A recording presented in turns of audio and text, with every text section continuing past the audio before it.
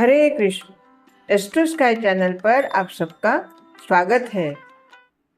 ज्योतिष शास्त्र में पंचक एक ऐसा शब्द है जो कई बार हमें सुनने में आता है कि पंचक शुरू हो रहा है, पंचक में ये काम मत करो, पंचक में ये काम मत करो, या पंचक में इस तरह से सावधान रहो। तो ये वास्तव में पंचक है क्या? ज्योतिष शास्त्र के अनुसार पंचक 5 नक्षत्रों का एक समूह है और इन 5 नक्षत्रों से जब चंद्र भ्रमण करते हैं गोचर में, तब जब तक चंद्रमा इन 5 नक्षत्रों के बाहर नहीं निकल जाते तब तक उतने दिनों तक पंचक लगा रहता है।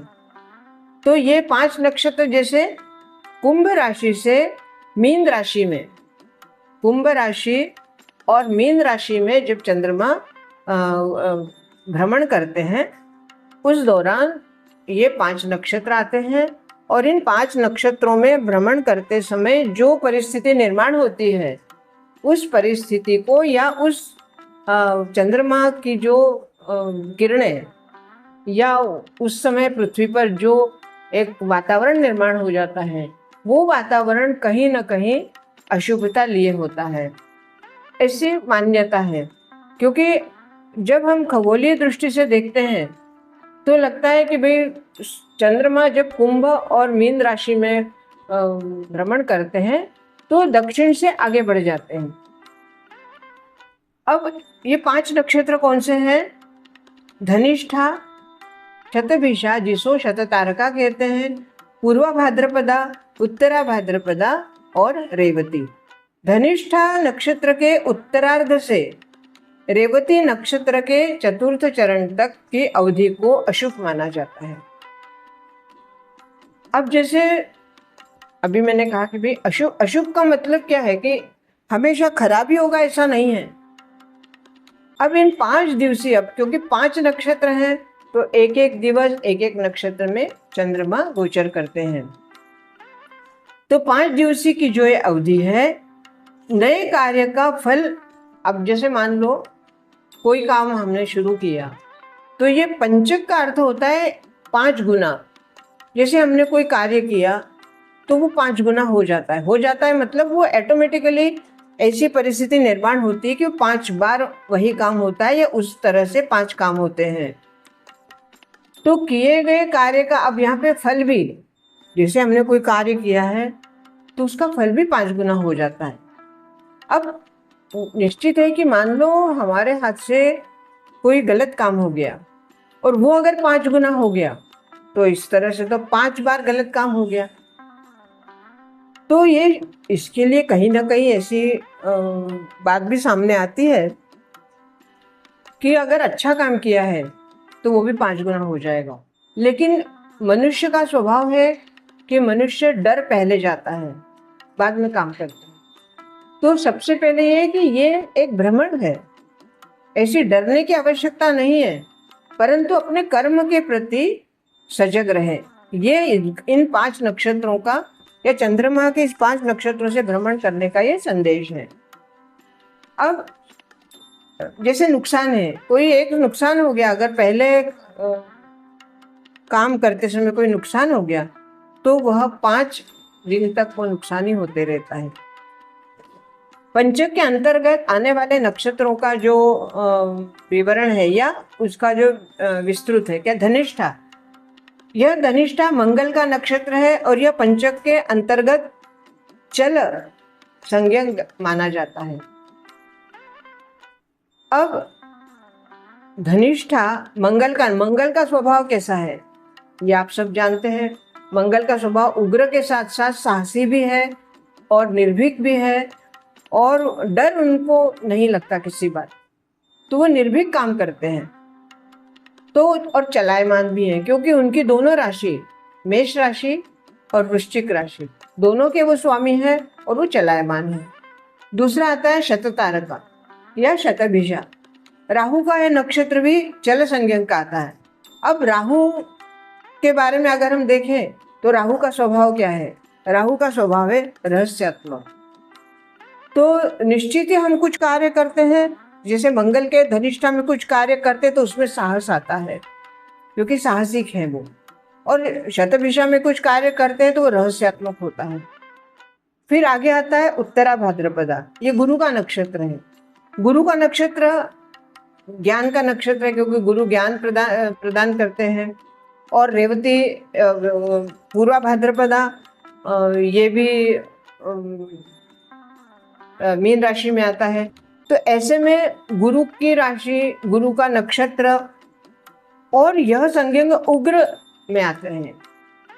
12वीं रास मतलब अंतिम रास पूर्ण गोल की। ऐसे में जो ज्ञान है उस ज्ञान को हम वेस्ट कर देते हैं, क्योंकि अब वो इसकी जो मुख्य संज्ञक उग्र के रूप में माना जाता है। उग्र क्यों है? क्योंकि गुरु का ज्ञान जो है, जो आपको ज्ञान मिला है, वो अगर आपने गलत जगह पे उसका इस्तेमाल किया, गलत उसका दुरुपयोग किया, तो निश्चित ही गुरु क्रोधित होंगे। अब आगे आता है उत्तरा भाद्रपदा, जो कि शनि का नक्षत्र है ये, और यह स्थिर संज्ञक नक्षत्र है, क्योंकि मीन रास है, पूर्ण 12 राशियों के अंतिम रास है, शनि की रास, शनि का नक्षत्र है ये। और शनिदेव का क्या कार्य है? वो पूरा न्याय करके उसका फल देते हैं। तो निश्चित ही अगर आपने कोई ऐसे काम किया है जो जिसका फल अशुभ है, तो ये स्थिर, वो लाभ जो आपका जो फल है वो स्थिर हो जाएगा।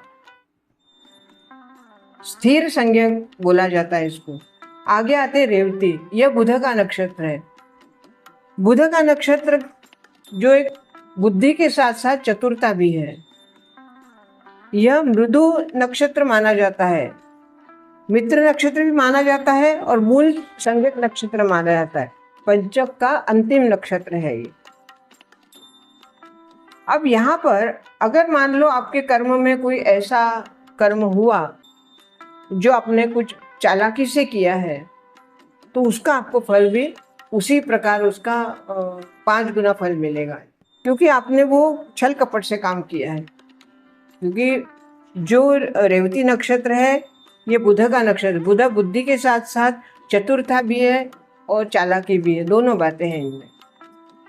अब पंचक के जो 5 प्रकार हैं, जैसे 5 दिन का समय है। अब 5 प्रकार कैसे, कौन से दिन पंचक आया है? जैसे रोग पंचक, राज पंचक, अग्नि पंचक, मृत्यु पंचक, चोर पंचक। अब ये जो पंचक है ये वार के अनुसार निर्धारित होते हैं। जैसे हर महीने में ये लगभग 5 दिनों में ये 5 नक्षत्र हर महीने में आते हैं, और हर महीने में ये पंचक आता है। तो इन दिनों के दौरान जो भी, जैसे कोई घर की छत बनाना, नया काम शुरू करना, लकड़ी खरीदना, या दक्षिण दिशा की ओर यात्रा करना, या यहाँ तक कि ये भी कहा गया है कि शव का अंतिम संस्कार करना, परंतु परिस्थितिवश वो करना पड़ता है, आदि कार्यों से बचने की सलाह दी जाती है। तो पंचक के प्रकार वार के अनुसार होते हैं। जैसे रोग पंचक, रविवार को जब पंचक शुरू होता है तो इसको रोग पंचक कहा जाता है, और शारीरिक और मानसिक रोग इसमें निर्माण होते हैं, या इस रोगों की प्रधानता बढ़ जाती है। दूसरा आता है राज पंचक, जो कि सोमवार से अगर शुरू होता है तो राज पंचक होता है, जिसमें सरकारी कार्यों में सफलता मिल सकती है। अगर आपने सरकारी कार्य कोई शुरू किया है तो उसमें आपको सफलता मिल सकती है। अब आता है अग्नि पंचक, मंगलवार को अगर शुरू होता है तो इस दौरान कोर्ट कचहरी है, विवाद है, या आग से संबंधित कार्यों में सावधानी रखनी चाहिए, क्योंकि मंगल का कार्य है, ये अग्नि पंचक है, ऐसे में दुर्घटना हो सकती है। शुक्रवार को जो पंचक आता है वो चोर पंचक होता है।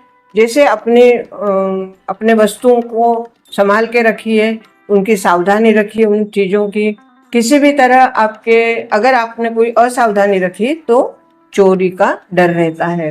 आगे आता है शनिवार को मृत्यु पंचक। मृत्यु पंचक अर्थात जो आपके ऐसे कुछ कर्म किए गए हों, या आप बहुत ज़्यादा कोई रोगी हो, या ऐसी अवस्था में हो कि मतलब डॉक्टरों ने भी जवाब दे दिया हो कि अब कुछ नहीं हो सकता, जो कुछ है भगवान के हाथ में है। ऐसे में अगर शनिवार को पंचक शुरू होता है तो मृत्यु होने की संभावना बढ़ जाती है। तो इस तरह से आज हमने देखा कि पंचक क्या है और पंचक किस तरह से काम करते हैं, या पंचक में हमें क्या करना चाहिए, क्या नहीं करना चाहिए। तो आज के लिए इतना ही। बहुत बहुत धन्यवाद। हरे कृष्ण, हरे कृष्ण।